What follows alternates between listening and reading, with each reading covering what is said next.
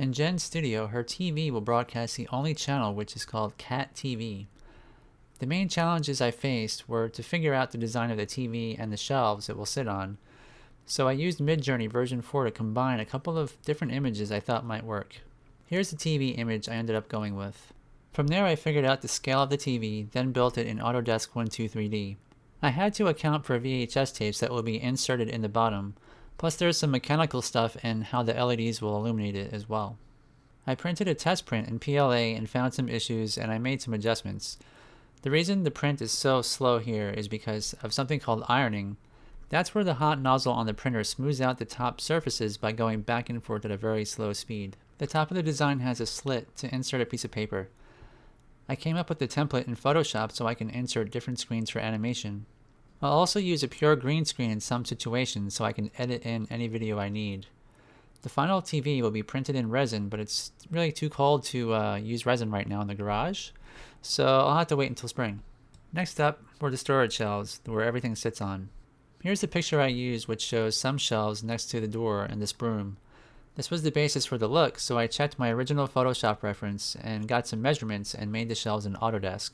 To smooth the top rough surfaces, I used Liquitex acrylic medium modeling paste, which is a new thing for me. It's a non-toxic material that works nearly as good as the toxic Bondo glazing compound, but it takes longer to dry.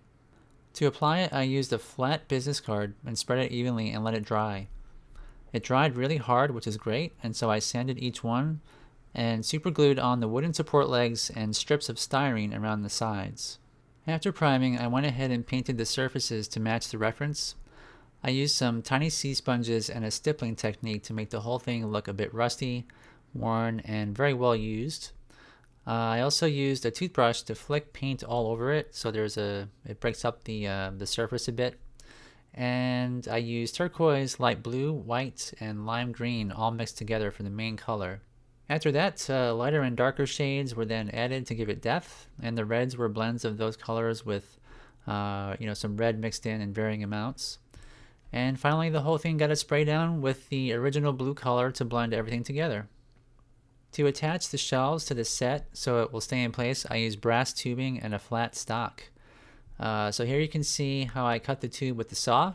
So it allowed me to quickly attach and remove it for a multitude of reasons, but I printed the tubing and stock to blend into the set better, and it worked out great. Also, the bottom piece is bent over. I had taken the flat stock, heated up with the torch, and kind of smashed it over at a 90-degree angle, and then cut it with a hacksaw.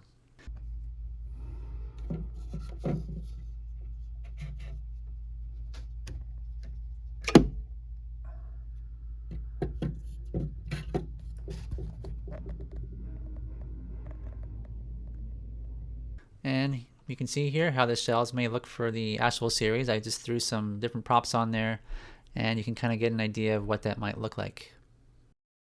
Supporting the Imagine project through Ko-Fi means a lot to both of us. Every little bit helps us continue bringing you awesome content. Plus, Ko-Fi members get early access to tutorials and behind-the-scenes peeks at the Imagine project. So why not join us and be part of something special?